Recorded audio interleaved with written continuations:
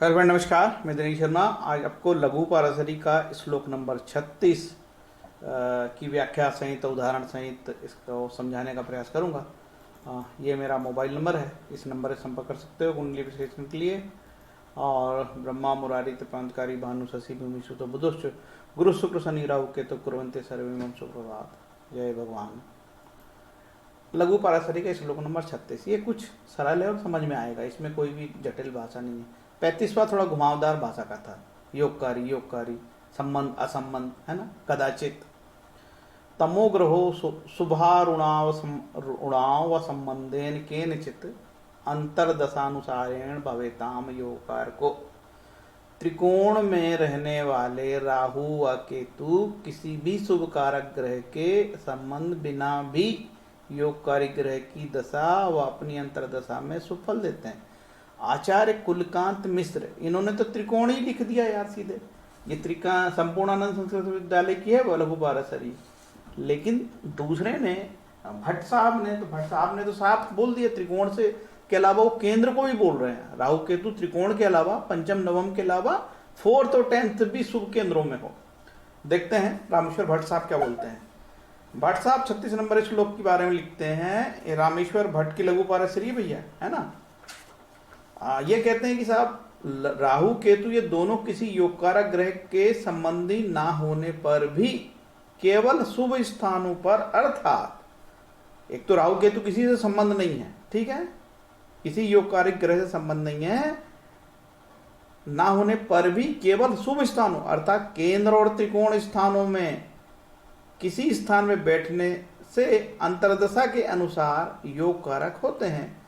सारे यह निकले कि राहु केतु बिना ही किसी के संबंध के केंद्र त्रिकोण में उत्तम है, परंतु जब राजयोग कारक का अंतर आवेगा तब उत्तम फल होगा। उसमें भी जब शुभ का होगा तब परमोत्तम फल करेगा, अशुभ का होगा तो हीन फल करेगा।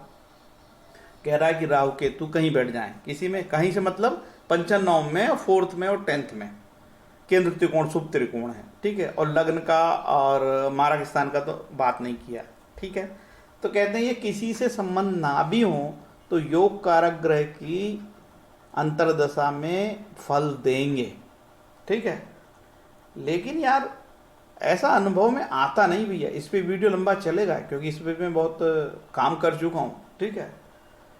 अब दूसरी भी बात करते हैं और ये मेरे को उतर नहीं रही है, ठीक है, क्योंकि भाई ऋषि पाराशर महाराज तो कहते हैं कि लघु नवमेश और दशमेश होके राजयोगकारी हो जाता है। कौन? राहु और केतु। लेकिन किसी से रिलेशन ही नहीं होगा तो राजयोग में कैसे आएगा वो, ठीक है। अब इसको यार हम और दूसरे से देखते हैं। सीताराम झा क्या बोलते हैं। सीताराम झा साहब बोलते हैं त्रिकोण 9-5 में स्थित राहु केतु के योग कारक किसी ग्रह से संबंध ना होने पर भी योग कारक की दशा में और अपनी ही अंतर्दशा आने पर दोनों योग कारक योगफल होते हैं। तो ये हमको बात उतरती नहीं, ठीक है, कि राहु यदि पंचम नवम में बैठा है, 4th और 10th में बैठा है, किसी से संबंध नहीं है और किसी योग कारक ग्रह की दशा है तो अच्छे फल देंगे ना। ऐसा नहीं है भैया, ऐसा हमेशा नहीं है। कभी कभी देते होंगे क्योंकि हमने ये कई कुंडली में देखे, और राहु की तो मैंने कई कुंडली देखा। राहु को मैं अपने आप में राहु का जानकार तो नहीं बोल सकता, लेकिन राहु की मैं बहुत कुंडली देखता हूँ, तो कुछ तो बोलूँगा ना यार। अब और चलते हैं। अब ये अग्रवाल साहब क्या बोलते हैं। अग्रवाल साहब ने तो उदाहरण से समझाया है, बहुत बढ़िया बात है। हम आगे चलते हैं, इनको ले लेते हैं। ये है लघु मध्य पाराशरी हेमंत कुमार शर्मा को। शर्मा साहब क्या बोलते हैं। शर्मा साहब कहते हैं जो श्लोक नंबर 36 है, राहु और केतु किसी भी ग्रह से संबंध ना करें तथा शुभ स्थान में स्थित हों तो वे अंतर्दशा के अनुसार योगफल प्रदान करने वाले होते हैं। अब इन्होंने शुभ स्थान बोल दिया, केंद्र त्रिकोण भी नहीं बोला, है ना, जो कि सीताराम झा तो त्रिकोण बोलते हैं। संपूर्णानंद वाली जो संस्कृत विद्यालय किताब है वो तो कहती है त्रिकोण में होना चाहिए 5-9 में, ठीक है। इसका थोड़ा और विवरण उन्होंने लिखा है। राहु केतु का संबंध किसी भी ग्रह से ना हो, संबंध नहीं होना चाहिए। केनचित, क्योंकि इनका संबंध किसी ग्रह से होने पर ये उसी के अनुसार फलद हो जाते हैं। ये ऋषि पाराशर बोलते हैं।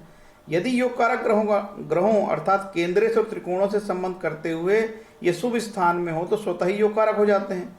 स्वतः नहीं होते योग कारक, उनको फिर उनका योग कारक ग्रहों का प्रभाव आना चाहिए, ये मेरा अनुभव बोलता है। स्वतः ही योग कारक हो जाते हैं। इसका विवेचन योग अध्याय में किया जा चुका है। यहाँ पर संबंध रहित राहु केतु किस प्रकार योग कारक होते हैं यह स्पष्ट किया जा रहा है। इनकी स्थिति शुभ स्थानों में 1, 5, 9 लग्न का राहु भी 1, 5, 9 में होनी अनिवार्य है। ऐसे राहु और केतु जिनका किसी से संबंध ना हो, शुभ स्थानगत भी हो, तो इनकी महादशा में जब योग कारक केंद्रेश अथवा त्रिकोणेश की अंतर्दशा आए तो ये दोनों योग कारक हो जाते हैं, अर्थात योगजन फल की प्राप्ति हो जाती है। इसी प्रकार योग कारक केंद्रेश त्रिकोणेश की दशा में ऐसे राहु केतु के अंतर्दशा आए तो राजयोग फल की प्राप्ति होती है।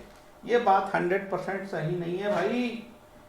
राहु केतु 9वें में 5वें में केंद्र त्रिकोण में होंगे तो बहुत खराब फल देते हैं। कई बार तो मतलब शुभ ग्रह से दृष्ट होने के बाद भी खराब फल देते हैं। यह बिल्कुल सटीक बात है, मानना ही होगा आपको, क्योंकि उदाहरण सहित हम बता सकते, हमने अपने जीवन में देखा है इसको कई कुंडलियों में अप्लाई करके। अब इन्होंने एक उदाहरण से बताया है, ये अग्रवाल साहब की किताब है, डॉक्टर सुशील अग्रवाल सागर पब्लिकेशन, लघु पारसरी। इन्होंने कर्क लगन की कुंडली लगा दिया और पहली सिचुएशन समझ आ रही है कि राहु यहाँ हो और मंगल यहाँ हो। ठीक है, लिखता है कि राहु की स्थिति त्रिकोण पंचम में है और मंगल और राहु की पंचम में भावयुति होने के कारण महादशा स्वामी और अंतर्दशा स्वामी परस्पर संबंधित है। अतः मंगल राहु में योगफल मिलेंगे। मंगल और राहु में योगफल मिलेंगे क्योंकि मंगल योगकारी है और राहु पंचमेश हो गया। ठीक है, और दशमेश से मंगल से दृष्ट युति किया हुआ है तो योगफल मिलेंगे। अच्छी बात। अब दूसरी स्थिति वो बताते हैं कि मंगल यहाँ हो, लाभ भाव में हो। ठीक है, मंगल लाभ भाव में हो और राहु यहाँ हो। ठीक, ये दूसरी स्थिति।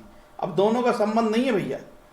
राहु की स्थिति त्रिकोण नवम में है, मंगल की स्थिति एकादश भाव में होने के कारण महादशा स्वामी और अंतर्दशा स्वामी परस्पर असंबंधित है। दोनों का रिलेशन नहीं है, कोई दृष्टि संबंध नहीं है, असंबंधित है। इस श्लोक के अनुसार राहु की अंतर्दशा में असंबंधित होने पर भी मंगल राहु में योगफल मिलेंगे। मंगल की महादशा में राहु फल दे देगा क्योंकि राहु नवमेश हो गया है। राहु की कोई दशा नहीं होती तो राहु नवमेश हो गया है और दशमेश की महादशा चल रही है, पंचमेश की महादशा चलेगी, तो मंगल राहु में योग फल मिलेंगे। इसकी कोई गारंटी नहीं है, मैं कहता हूं। क्यों?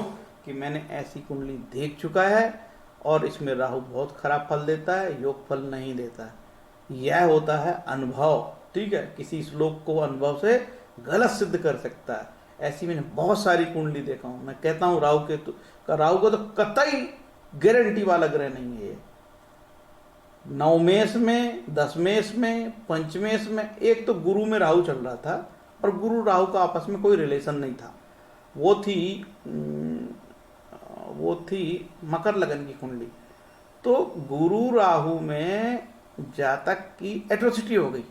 ठीक है, और जेल जाते जाते बचा। गुरु पंचम में था। ठीक है, तो ऐसे हमने अनुभव से पाया है कि ये जो यहाँ श्लोक नंबर 36 है, इसका मैं दावेदारी नहीं कर सकता और इसके सत्य कथन होने की बात में दावेदारी मैं नहीं कर सकता। चाहे राहु त्रिकोण में हो, पंचम नव में हो, चाहे फोर्थ में हो, चाहे लगन में हो, चाहे 10th में हो, वो शुभ ग्रह से दृष्ट हो, शुभ ग्रह के साथ भी हो, और यदि राहु की अंतर्दशा आएगी तो खराब फल होते मैंने देखे हैं। योग फल, शुभ फल देने के चांसेस कम होते हैं, नेगेटिव फल आते हैं। अब ऐसी कुंडली नहीं आई कि उसमें शुभ फल दे रहा। क्या होता है कि भाई जब किसी के साथ शुभ होता रहता है तो वो काय को कुंडली दिखाएगा यार, इस गली क्यों आएगा वो। ठीक है, इस गली नहीं आता वो, ज्योतिष वाली गली में, वो सफल व्यक्तियों की गली में जाता है। यार अपन को इस मॉडल की कार खरीदनी है और इस लोकेशन में घर खरीदना है अपन को। ठीक है, और ऐसे अपने व्यापार को बढ़ाना है। ठीक है, तो ये हुआ भैया श्लोक नंबर 36। उम्मीद है आप लोगों को समझ में आया होगा। देखो, मैंने अपने जो अनुभव की बात कही है ये मेरा अपना अनुभव है, लेकिन जो लघु पारसरी का श्लोक है सच यही है कि त्रिकोण में रहने वाले राहु केतु किसी भी शुभ कारक ग्रह के संबंध बिना भी योगकारी ग्रह की दशा में, तो योगकारी कोई भी ग्रह हो उसकी दशा वह अपनी अंतर्दशा में सुफल देते हैं। तो हम अभी इसी पे टिके रहेंगे, लेकिन मेरा अनुभव बोलता है कि राहु केतु का मैं कोई भरोसा नहीं करता, राहु को तो कतई मैं भरोसा नहीं करता हूँ। ठीक है, नवम स्थान पे खराब फल, 10वें स्थान पे खराब फल, चौथे स्थान पे खराब फल, लग्न में खराब फल, गुरु शुभ ग्रह से दृष्ट होने पे खराब फल, ऐसे अनुभव हमारे जीवन में मिले हैं। इसी आधार पे हम कह सकते हैं कि हम श्लोक नंबर 36 की जैसी किताब में ग्रंथ में लिखा है वैसी व्याख्या बड़े विनम्र शब्दों में हम स्वीकार नहीं करते, क्योंकि अनुभव कुछ और ही कहता है। उम्मीद है मेरा ये छोटा सा वीडियो आपको पसंद आया होगा, अच्छा लगा होगा। ठीक है, धन्यवाद। हरे कृष्णा।